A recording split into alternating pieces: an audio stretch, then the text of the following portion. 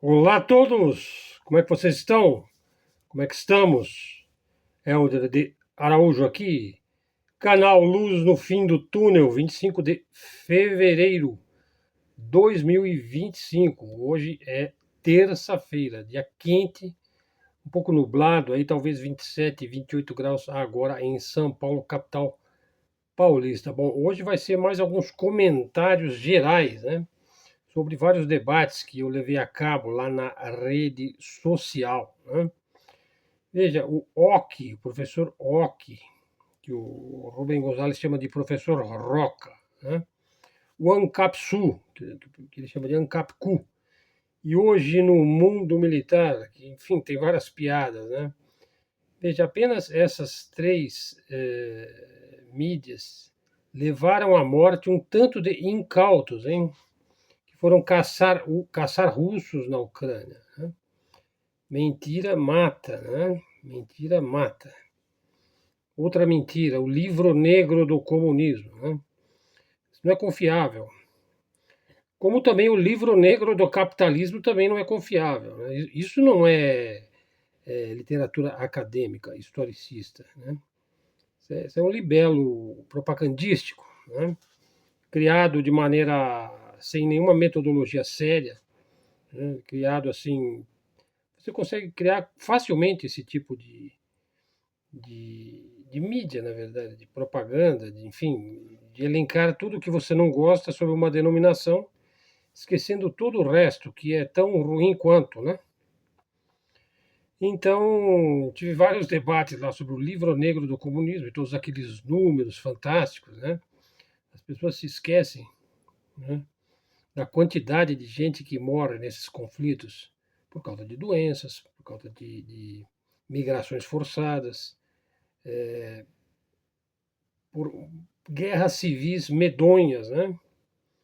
E, aliás, eu estou assistindo um filme lá da Terra Indomável, né? Que mostra a conquista aí do Velho Oeste pelos pioneiros, né? Então mostra lá aquele episódio dos Mormons, né? Que é uma coisa bastante medonha, né? Que houve lá, né? Um massacre de um, enfim, daquelas caravanas, né? Mostra a situação dos índios, das tribos, de pessoas desgarradas, mistura ali tropas do governo com índios, com mormons, com pioneiros e aventureiros, enfim, um mundo extremamente perigoso, né, para qualquer um, né? Bom, mas você acreditar em livro negro do comunismo é desacreditar da ciência histórico-acadêmica. Né? Equivale a você se aconselhar com o curandeiro da esquina em vez de você ouvir o médico. Né? Por exemplo, se você for ficar atrás de números, o comunismo matou 100 milhões, né? O Holodomor matou 8 milhões. Bom, a fome de Bengala, causada por Winston Churchill, matou 100 milhões de indianos. Né? A grande fome da Irlanda matou milhões. A grande fome na Itália, milhões. Né? Os italianos vieram para o Brasil, né? E a grande crise de 29 morreram milhões de norte-americanos. Quantos milhões de índios eles não mataram, né, em terríveis guerras sangrentas e também fuzilando-os do trem, atirava do trem, né, nas tribos, quando o trem já tinha o trem, né, e ainda tinha os índios lá desgarrados com seus búfalos, né, atiravam nos búfalos antes de atirar nos índios, né, porque muitos ainda não tinham armas de fogo, né. E assim mataram milhões e milhões de índios e de latinos também, de hispânicos, de mexicanos, enfim. Então eu vou dizer assim: os Estados Unidos mataram 100 milhões de índios. Fica fácil assim dizer, o comunismo matou 100 milhões, o Mao Tse Tung matou 62 milhões, 72 milhões. Bom, então assim, eu já fiz vários vídeos sobre esse tema e não vou me repetir, né? Sim, mas isso não é ciência acadêmica, né? Vou falar um pouquinho aqui da Ucrânia, né? Veja, o que desencadeou a operação militar especial na Ucrânia? Foram os bombardeamentos ucranianos no Donbas. Isso é provado aí pelos relatórios da OSCE. Veja, você sabe aquela história, aquele provérbio, aquela tem uma máxima turca que diz assim: quando o palhaço governa o palácio vira um circo, né? Foi o que aconteceu lá na Ucrânia, né? O palhaço no palácio pisou nos acordos de Minsk, seguindo o canto da sereia atlanticista. E está lá de novo aquela criatura, enfim, inclassificável, né? Que é aquele cara lá do Reino Unido, Boris Johnson, né? Um indivíduo assim que deveria estar numa história em quadrinho e nunca sair de lá, né? Certo, ele foi lá de novo, né? Cantar no ouvido do comediante, né? É uma coisa medonha, né? Bom, na verdade, os europeus não têm muita opção, né? Eles precisam cuidar de si, parar de cuidar da Ucrânia, né? A Ucrânia é um assunto da Rússia. E agora é um assunto da Rússia e dos Estados Unidos, não é assunto mais dos europeus. E entrei nessa discussão aí das urnas eletrônicas, né? Que o pessoal acha que vai provar que houve fraude nas urnas eletrônicas. Eles terão que usar outro argumento. Isso aí eles não conseguiram provar. Veja, eu não estou dizendo que não pode ter havido fraude. Veja, tudo é possível nesse mundo se você tem meios de fazer e de esconder. Tudo é possível nesse mundo, mas isso daí não se provou, né? Veja, todas as urnas eletrônicas usadas aqui no Brasil possuem um certificado digital, né, que garante aí a autenticidade dos programas que estão instalados, né? Não é uma exclusividade aí das 180 mil urnas modelo 2020, não. Os modelos anteriores, aí de 2020, também têm mecanismos de proteção, incluindo assinatura digital e lacre físico, lacre eletrônico para impedir manipulações e tal. Nenhuma urna é manipulada de forma remota ou externa, pois não tem conexão com a internet. Outro ponto, isso aí não é monitorado nos servidores dos Estados Unidos, como pessoas divulgaram aí. Não há comunicação com os Estados Unidos, com os servidores dos Estados Unidos. É tudo feito no Brasil pelos brasileiros. Então, se há fraude, os bolsonaristas têm que comprovar essa fraude, né? Se eles não comprovam fraude, seguem acusando que houve fraude, trata-se de calúnia, difamação, injúria, denunciação caluniosa, e por aí vai, veja. Veja, se eles têm tanta certeza disso daí, eles precisam provar isso daí, né? Veja, eu digo isso daí porque eu trabalhei nas eleições, eu sempre trabalho nas eleições, já há várias eleições, né? E eu vi que estava pau a pau ali, estava pau a pau. Em geral, nas várias sessões que eu conversei com o presidente da mesa, estava o Lula um pouco na frente, praticamente a escola inteira, né? Então isso mais ou menos seguiu uma tendência. Bom, e esse pessoal que se diz católico, né, e passa o tempo todo se escandalizando, né, clamando por uma justa indignação, né, que eles estão indignados. Veja, isso aí é uma coisa absolutamente aberrante, né? O indivíduo não pode se dizer católico e difamar o Papa Francisco. Não dá, é incompatível, né? É como você se dizer abstêmio e tomar álcool, e tomar uísque. Quer dizer, eu não bebo ao mesmo tempo que você está bebendo. Não dá para fazer as duas coisas. É impossível.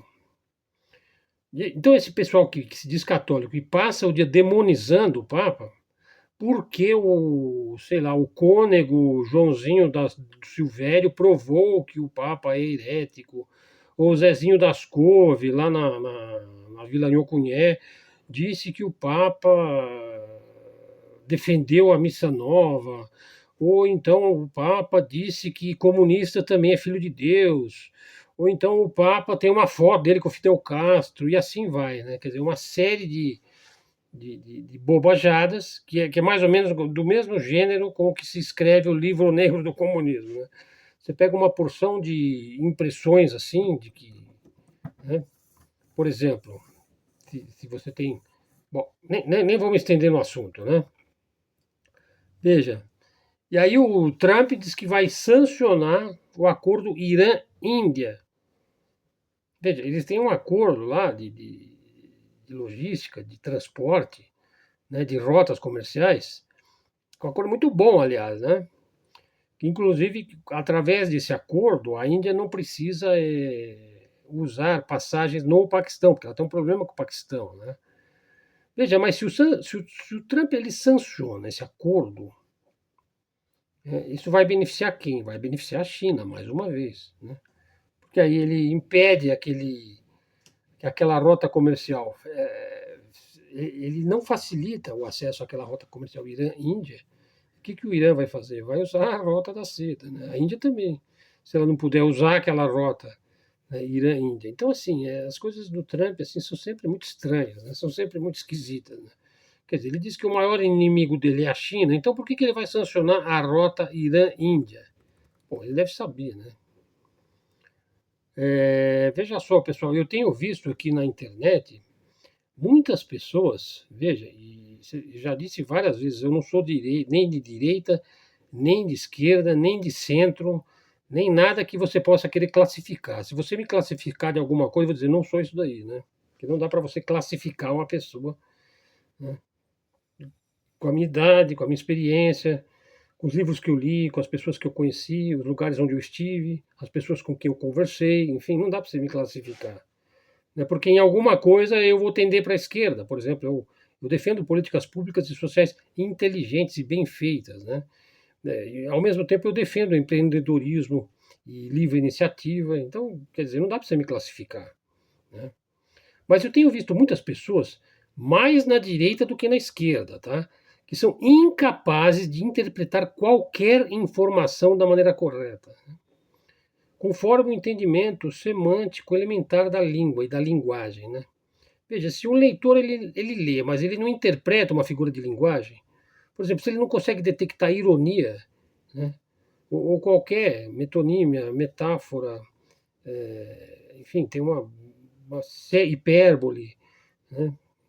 Litote, tem uma infinidade de figuras de linguagem, né? Figuras de sintaxe, figuras de pensamento. Né?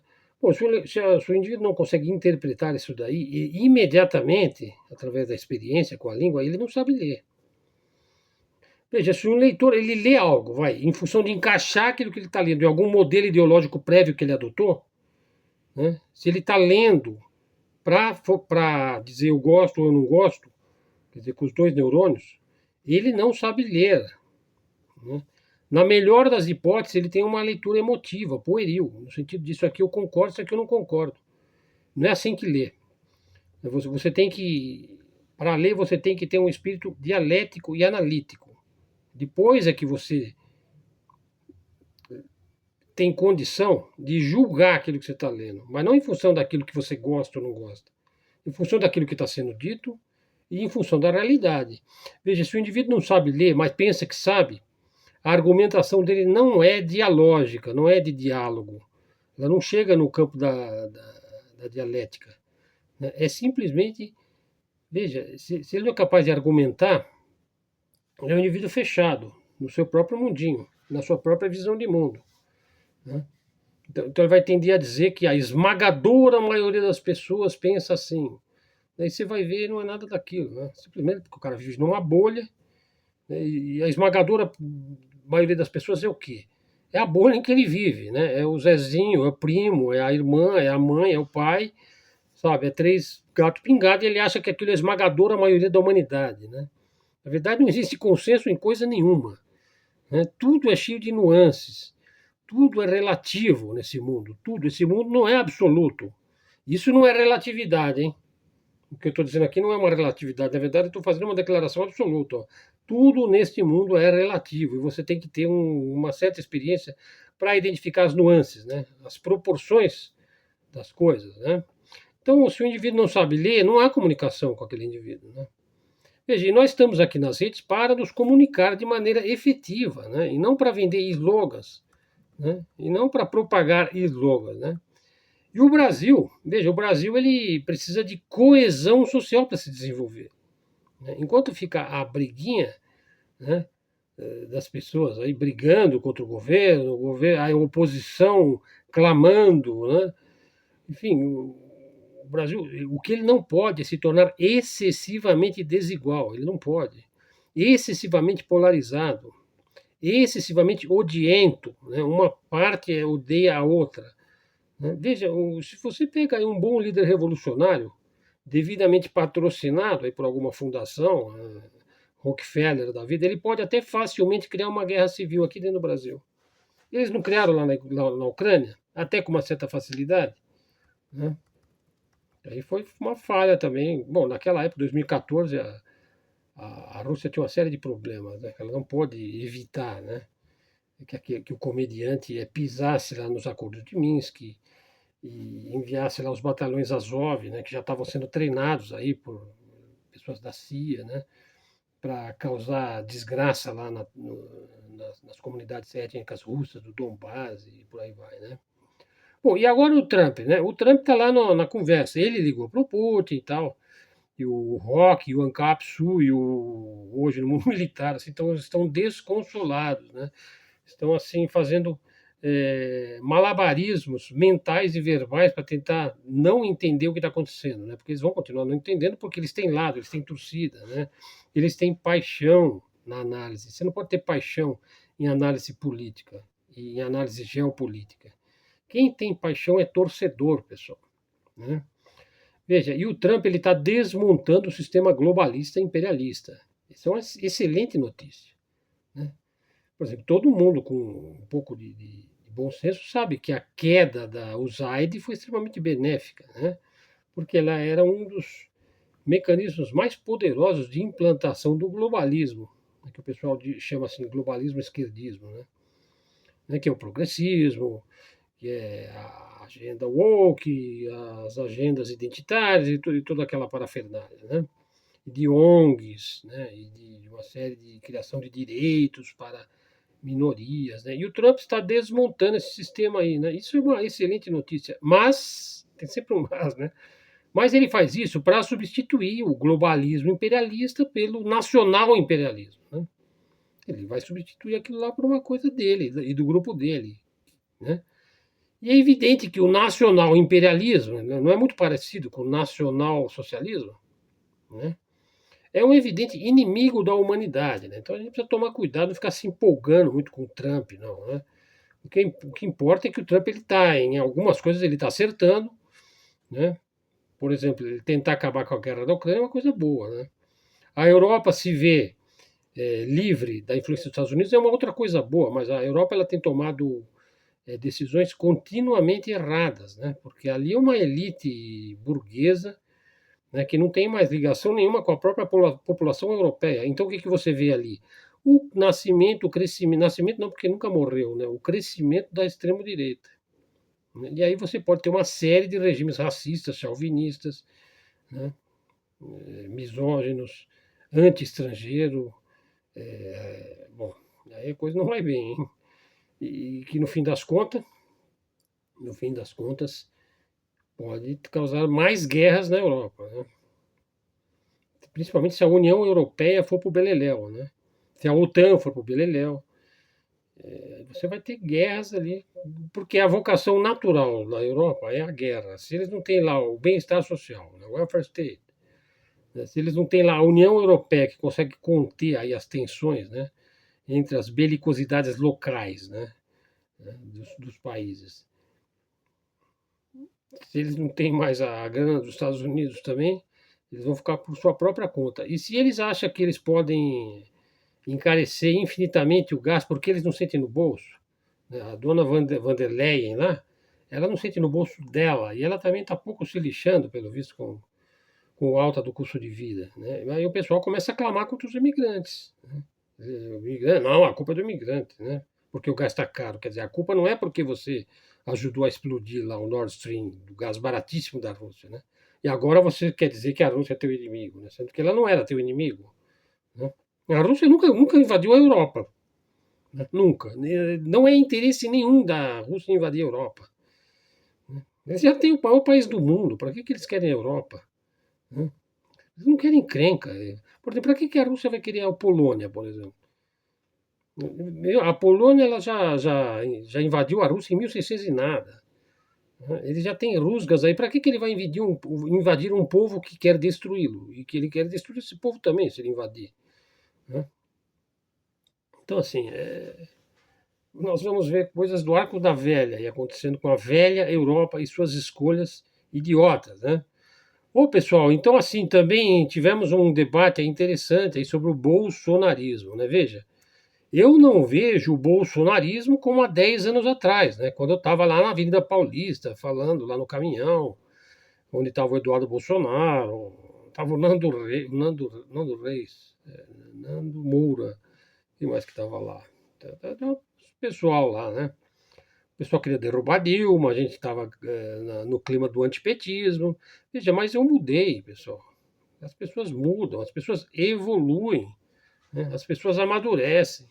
As pessoas elas crescem em cima de seus erros, né? Se você não errar, você não vai se corrigir, né? E se você disser que você nunca erra, bom, então você já está no erro, né?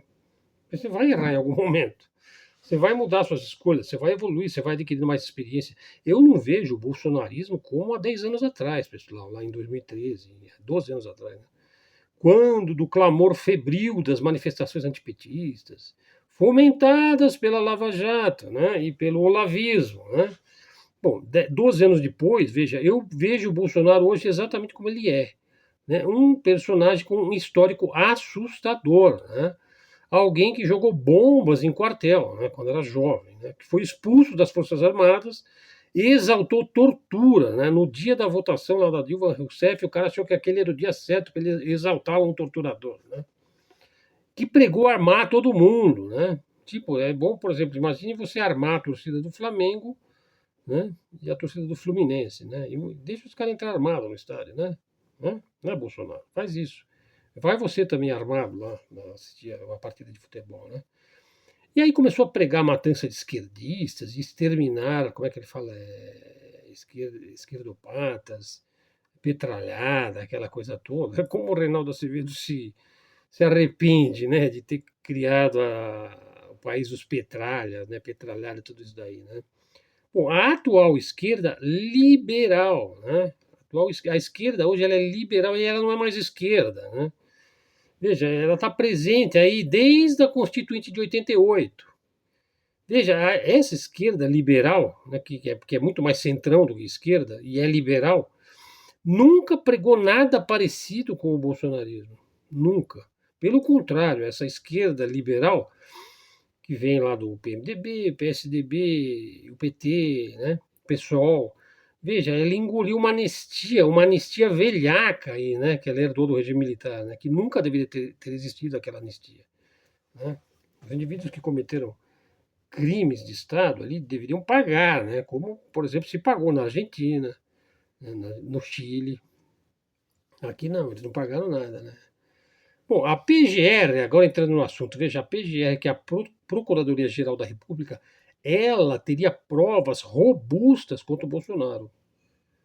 Veja, eles pretenderiam matar Lula, Alckmin e Moraes e tomar o Planalto. Né? Eles pretenderiam, né? Não seria a primeira vez que generais dariam golpes no Brasil. Veja, não há na nossa história instituição mais golpista, né, do que as Forças Armadas. Né? Veja, eles tomaram o poder através de um golpe, lá na Proclamação da República. Começou lá, o primeiro grande golpe. Né? E daí foi uma série de golpes, né? Uma série de golpes. Né?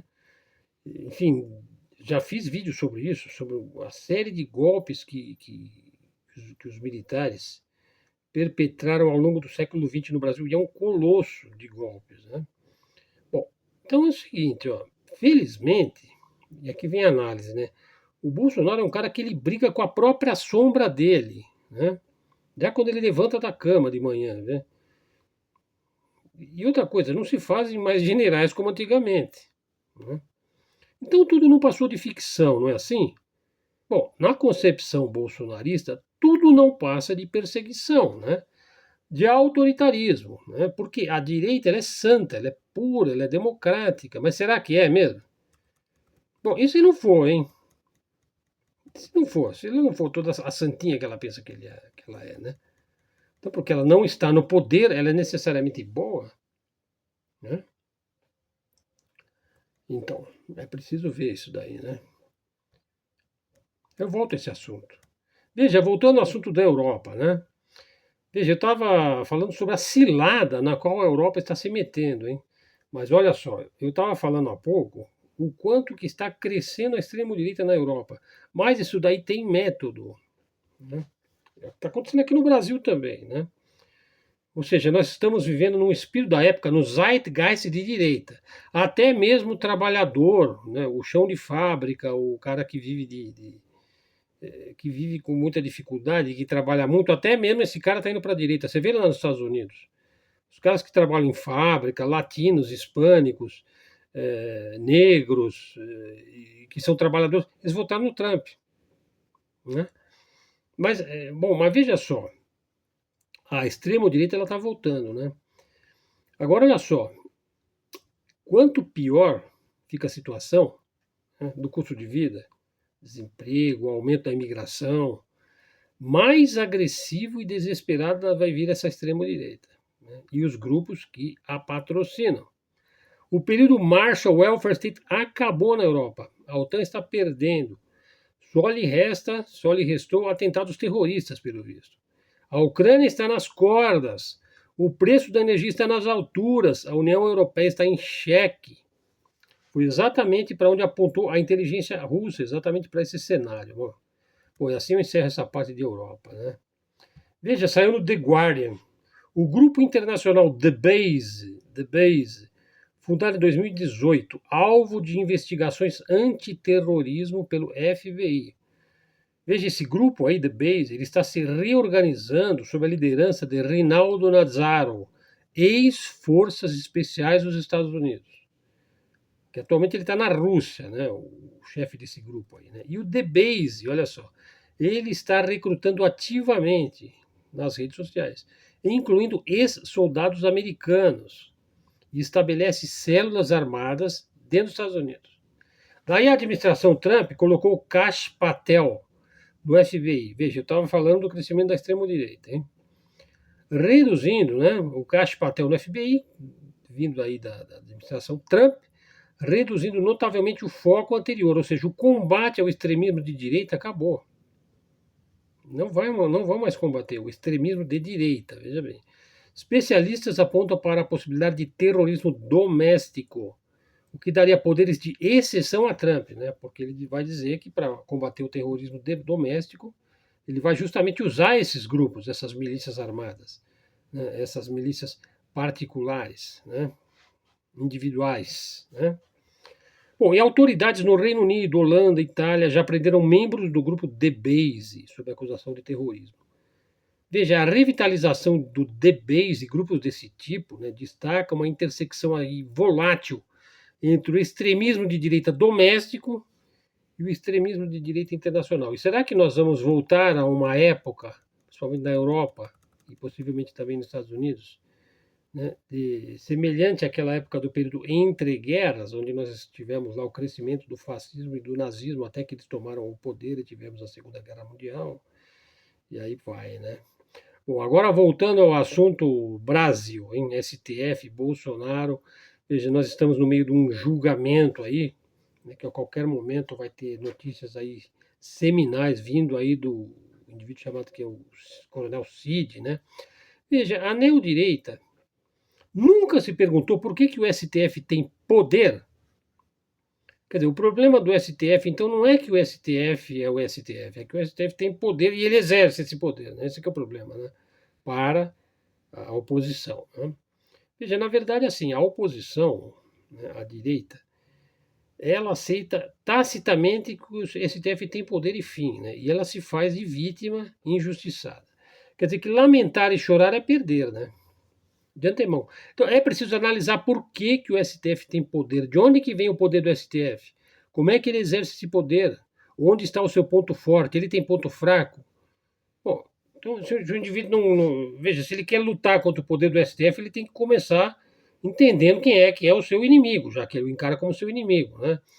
Veja, você crê por um segundo que seja que o STF usurpou o poder, o que ele está fingindo, ou que é um conluio para defender a esquerda, ou é um grupo de malucos com togas. Bom, isso aí é o raciocínio do inframacaco, né, nas redes sociais, né, do cabra sem perspectiva de poder algum.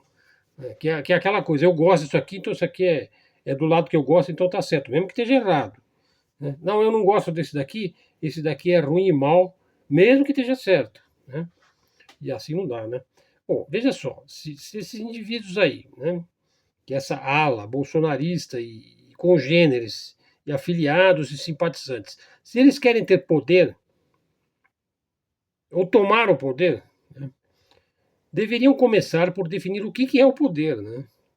O que é exercer o poder, né, em termos gerais. Eles precisam ter uma linha estratégica geral.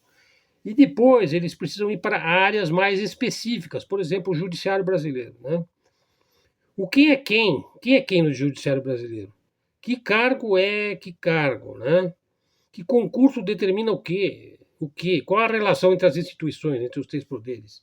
As autarquias, as polícias, as forças armadas, como é que está tudo conjugado? Vai precisar de um relatóriozinho aí, né, de umas 1000 páginas, né, para começar a entender de onde vem o poder do STF, né? É caro e trabalhoso fazer isso e não garante nada, né? Se você fazer esse levantamento, né? Você tem que fazer um trabalho de pesquisa, um trabalho de longo prazo, né? Um trabalho estratégico, que tem uma estratégia. Se não fizer isso, bom, ninguém sabe de nada, não estuda, né? Sobretudo não sabe dizer o que fazer com a informação. Quer dizer, então o cara levanta toda essa informação e não sabe o que fazer com ela, né? Só torcem e retorcem, né? Bom, o Olavão, que era o rei da bravata, né? O rei do sofisma, da erística, ele cansou de dizer isso. Que o pessoal que seguia ele, não sei se eram 400 mil seguidores ele tinha, que o pessoal não estudava. Ele cansou de dizer isso, vocês não estudam.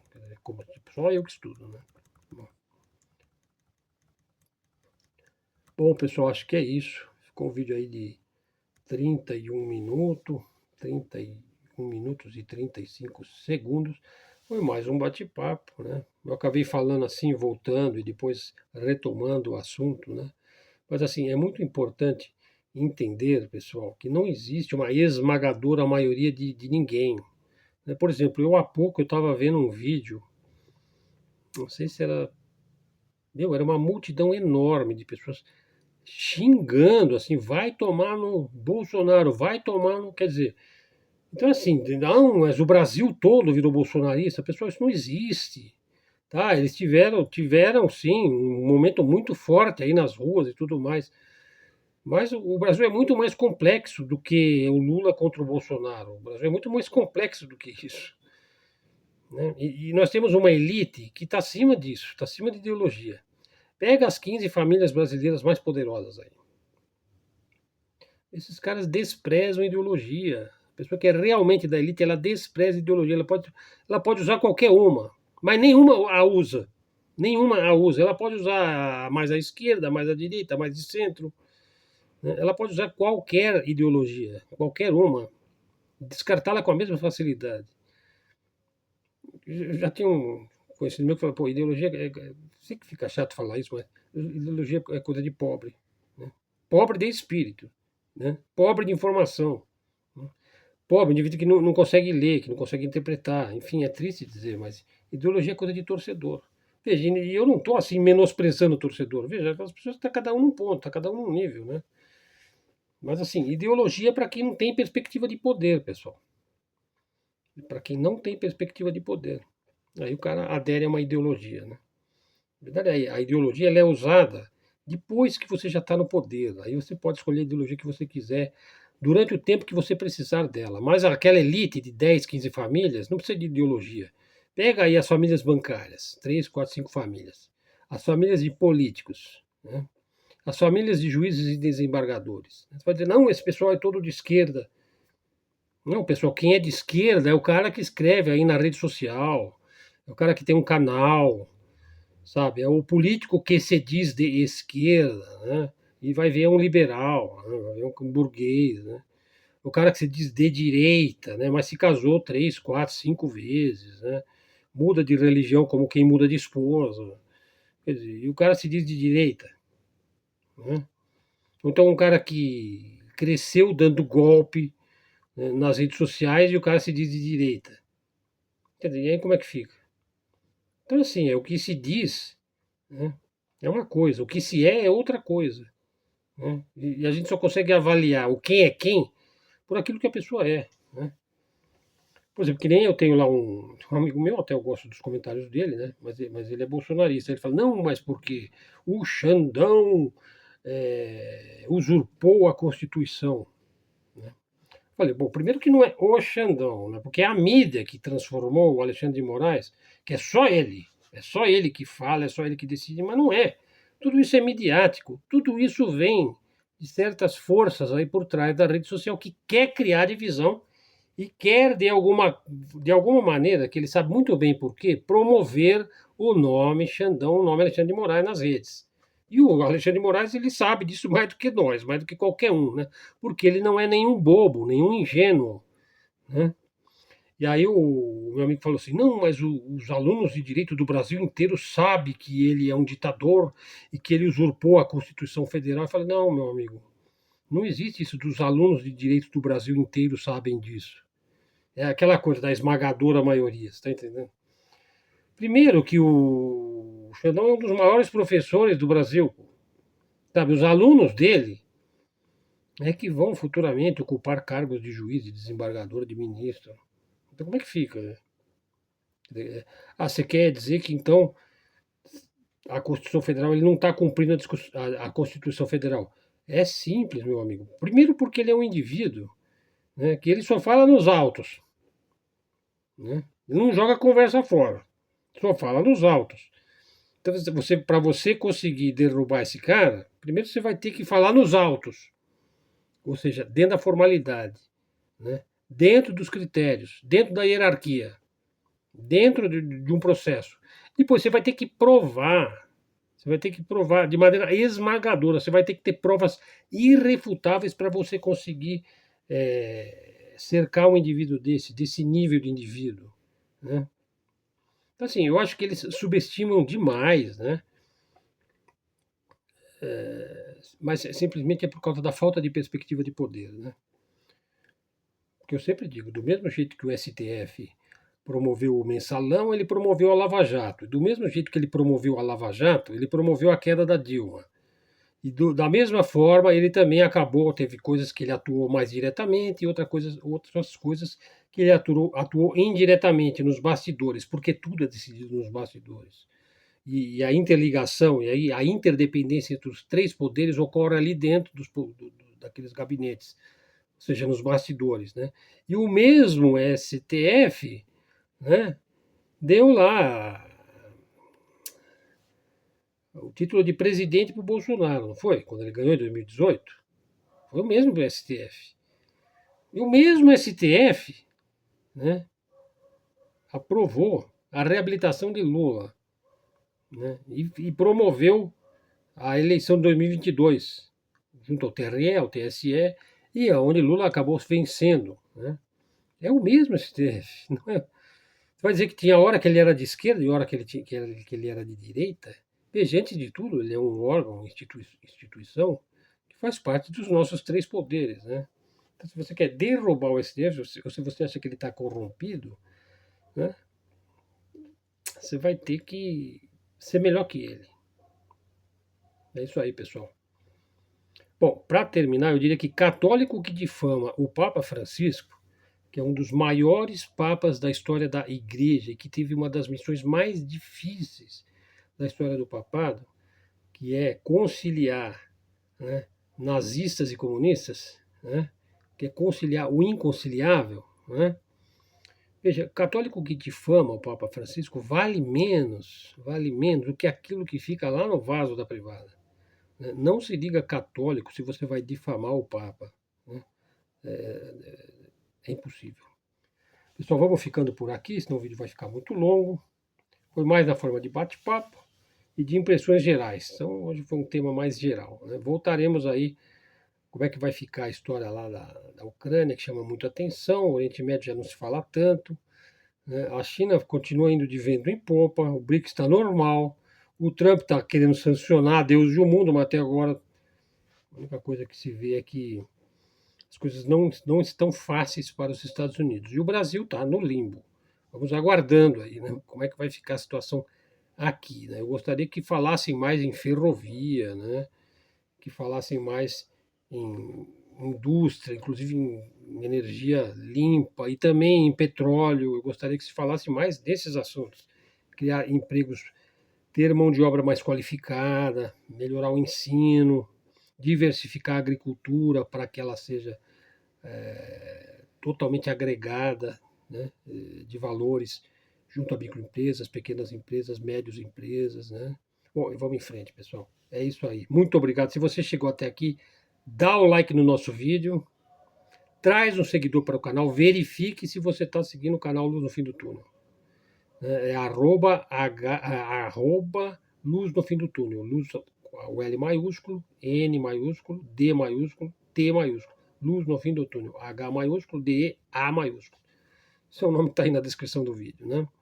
Então, pessoal, muito obrigado a todos. Mídia alternativa, mídia independente, canal de livre expressão, de livre comunicação. Se você gostou do vídeo, replique aí nas suas redes. E se você também quiser ajudar o canal, o Pix está na descrição do vídeo aí. Então, até a próxima. Fiquem com Deus.